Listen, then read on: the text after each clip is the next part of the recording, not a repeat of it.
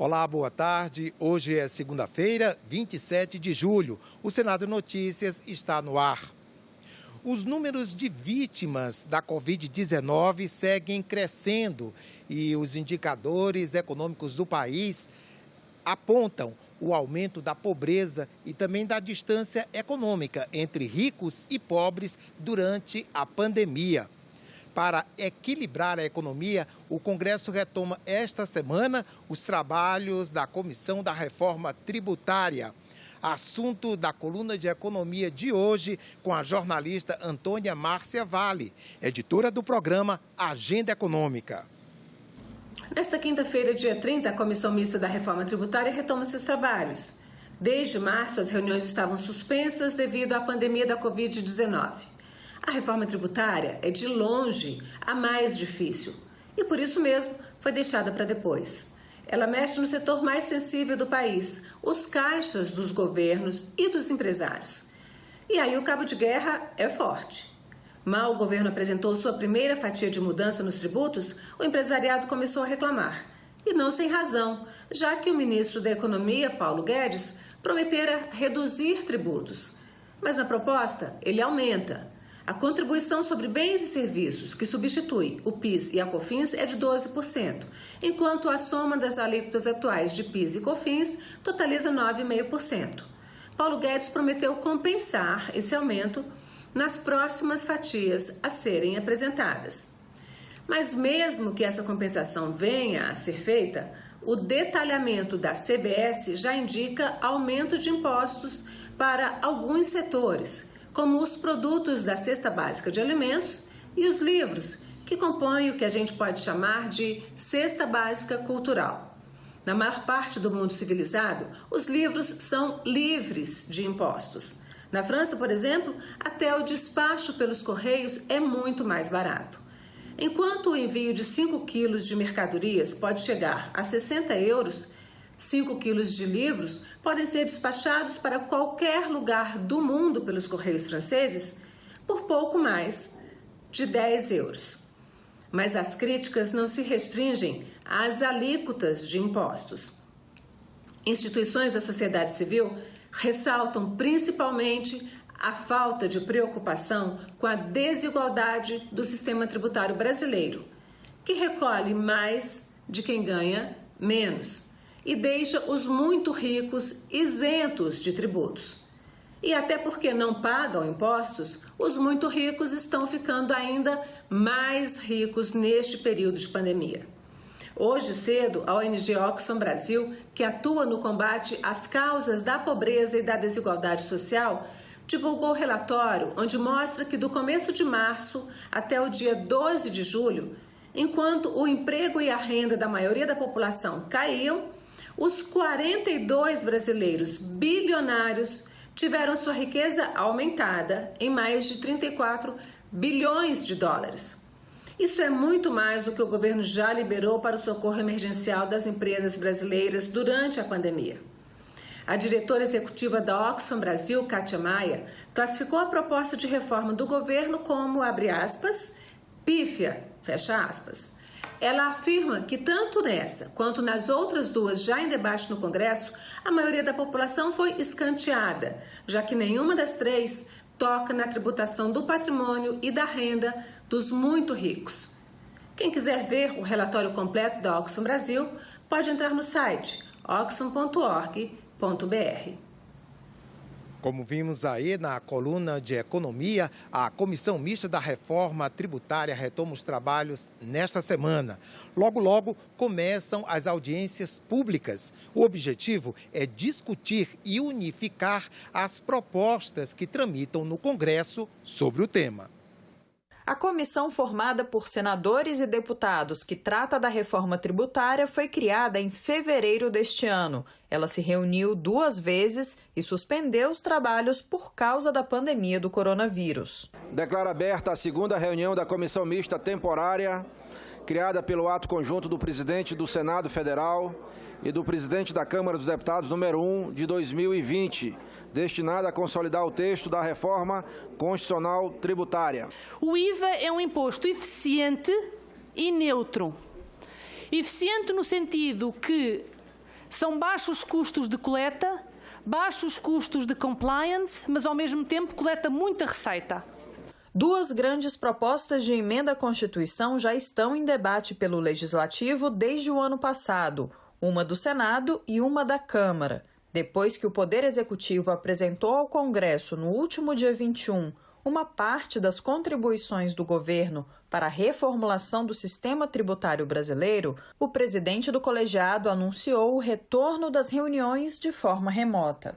No dia 4 de agosto, nós pretendemos retomar as audiências públicas, desta feita com o Ministério da Economia, o ministro Guedes e sua equipe. Nós pretendemos, de forma remota, fazer as audiências públicas já aprovadas na comissão antes da pandemia. E lá na frente, ainda neste ano, votar na comissão mista o texto convergente. Senadores fizeram críticas à proposta inicial do governo, que transforma o PIS/PASEP e a COFINS em um único imposto chamado de Contribuição sobre Bens e Serviços, com alíquota de 12%. O que mostra ali é que haverá um aumento da carga tributária na veia, diretamente para o consumidor. E ainda, hipoteticamente, em outras fases, que poderão vir alterações sobre imposto de renda e numa outra fase sobre desoneração da folha. Ora, nós estamos dentro de uma pandemia e com uma grave crise de empregos. Aumentar a carga tributária, nós vamos aumentar o desemprego. Quando o governo se propõe a mandar a sua reforma de forma fatiada, é preciso esperar para saber tudo o que a equipe do ministro Paulo Guedes propõe, para que se possa dimensionar o impacto dessas propostas sobre a pessoa física, sobre os diversos setores empresariais envolvidos. Não há como se pensar em reforma sem mexer no item muito fundamental, que é a progressividade.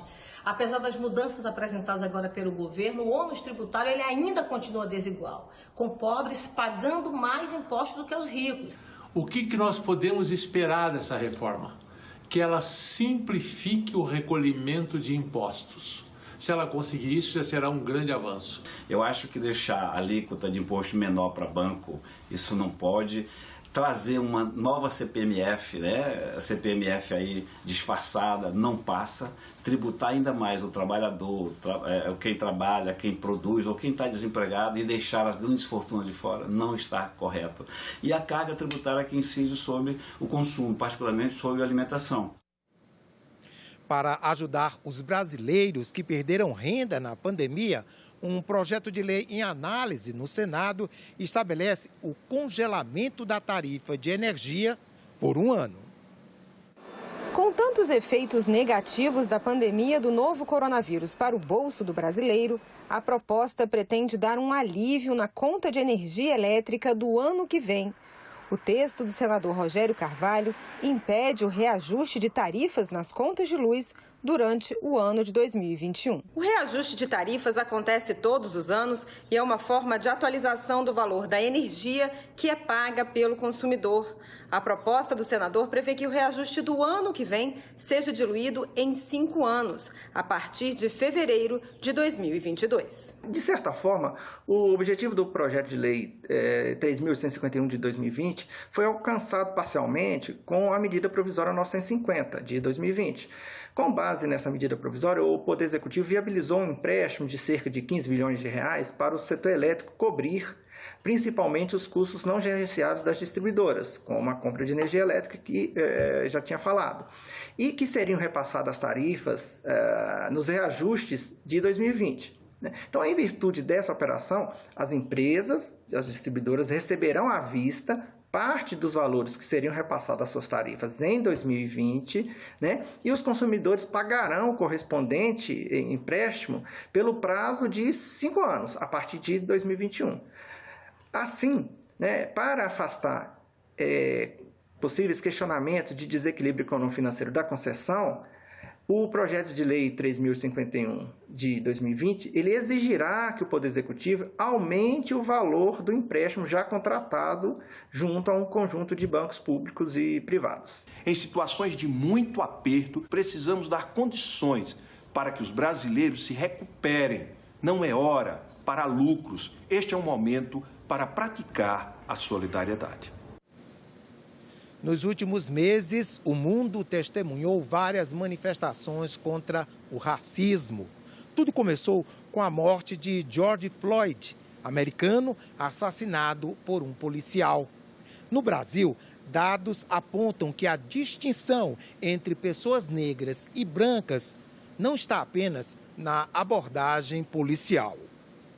Eu tinha aproximadamente 7 anos de idade. Eu estava em um supermercado com a minha avó fazendo compras e o segurança estava seguindo a gente. A minha avó percebeu que ele estava seguindo a gente e questionou com ele por que ele estava seguindo a gente e falou: a gente não está aqui para roubar, a gente está aqui para fazer compras como qualquer outra pessoa. Naquele momento eu percebi que a minha avó ficou triste, chateada, e eu também me senti assim. Eu ainda não entendia sobre o que era o racismo. Eu senti vontade de chorar no momento. Já fui vítima, sim. Foi dentro de uma loja e eu saí da loja arrasada. Eu cheguei na loja para comprar uma determinada coisa. Aí o vendedor logo me mostrou um e disse: essa aqui é mais barata para a senhora. Quando chegou uma moça loira, muito bem armada, ele apenas me largou e virou para essa moça. E ali ele não voltou mais, porque ele foi atender ela. Por que ele foi atender ela? Porque ele julgou que eu, além de estar olhando o produto mais barato, eu talvez não fosse levar nem o mais barato, talvez pela minha aparência. Eu fui fazer uma reportagem numa agência do INSS. Àquela altura eu já havia entrevistado o ministro da Previdência Social e fui até uma agência para saber se o meu empregador havia depositado o meu INSS e conversar com algumas pessoas que estavam sendo atendidas, né? E chegando lá, a moça pediu o meu número do meu CPF e simplesmente olhou para minha cara e perguntou, afirmou: você é empregada doméstica, né? Não havia um outro elemento que me definia como empregada doméstica, e sim a cor da minha pele. Eu ia para a parada de ônibus, para pegar o ônibus, e assim, as mulheres na frente, assim, quando elas avistavam para mim, ficava com medo. Não pode ter medo. Por causa da cor da gente, a gente é uma cor assim, mas não se atrapalha ninguém. Quando eu estava na sala de aula, eu era já presidente da sala, e um professor, ele queria, dando uma aula de história, né, queria mostrar para aquele plenário, eu acho que tinha 2 negros na sala, era eu e mais uma menina, que o negro não era tão inteligente quanto o branco. Ele disse que negro nasceu para arrancar paralelepípedo e não passaria disso. No dia da minha formatura, resolveram ir para um clube. E fomos nós para um clube. Chegando no clube, o segurança disse: olha, vocês podem entrar, mas ele não pode entrar, porque aqui negro não entra. Aquilo machucou. Não importa o valor disponível na conta corrente, não importa a carteira de trabalho, muito menos o cargo que ocupa. No Brasil, ser negro é nascer com uma sentença.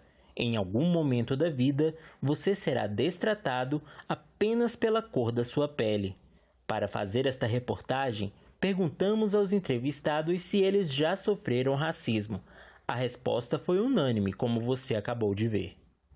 Todo negro ou negra, independente da ascensão social, que responder uma pergunta dessa e não dizer que ele já foi discriminado no longo da sua vida, ele não quis falar porque é uma ferida que dói muito. E o racismo não é percebido apenas em ações do dia a dia. Dados mostram um abismo entre brancos e negros em diversas áreas. Na educação, por exemplo, apesar de os negros representarem mais da metade da população do Brasil, apenas 9% deles conseguiram se formar em algum curso de graduação até 2017. Entre os brancos, o índice é de 22%. A dificuldade de acesso à educação reflete na renda dos negros. Em 2018, pretos e pardos recebiam em média R$ 934 por mês. No mesmo ano, os brancos recebiam quase o dobro, R$ 1.846. Especialistas em estudos raciais dizem que a violência também atinge mais os negros do que os brancos. É preciso que se compreenda essa naturalização da violência contra a população negra, né? E que as pessoas compreendam isso. Mas ele está mais envolvido em violência. Claro que está mais envolvido em violência, porque a violência começa do sistema como um todo, né? São jovens, muitos deles, de famílias desestruturadas e que geração após geração continua nesse mesmo movimento de desigualdade e de negação dos direitos básicos de sobrevivência. Mais de 75% das vítimas de assassinato em 2017 eram negras. A taxa de homicídio dessa população é de 43 a cada 100 mil habitantes. Entre não negros, o número é de 16. A caso em que você tem um número de 10 jovens em um determinado grupo, então os negros são abordados e os brancos não. A gente percebe que é algo que realmente ele está dentro da estrutura do Estado e da sociedade. Entre especialistas, políticos e quem sofre o racismo na pele, existe um consenso. O combate a esse crime é diário e depende da união dos povos, independentemente de suas origens nacionais, raças, credos ou orientação sexual. Eu acho que combater o racismo é quando brancos e negros conseguem caminhar juntos. E conseguimos. É possível. É bonito, é humano. Vários projetos tramitam no Senado sobre o tema. Dentre eles, um do senador Randolfo Rodrigues, que altera a lei do racismo, aumentando a pena máxima de 5 para 8 anos de prisão. Nós ficamos por aqui. Se você quiser rever alguma das reportagens apresentadas nesta edição, acesse a nossa página na internet, senado.leg.br/TV. Obrigado pela audiência e até a próxima.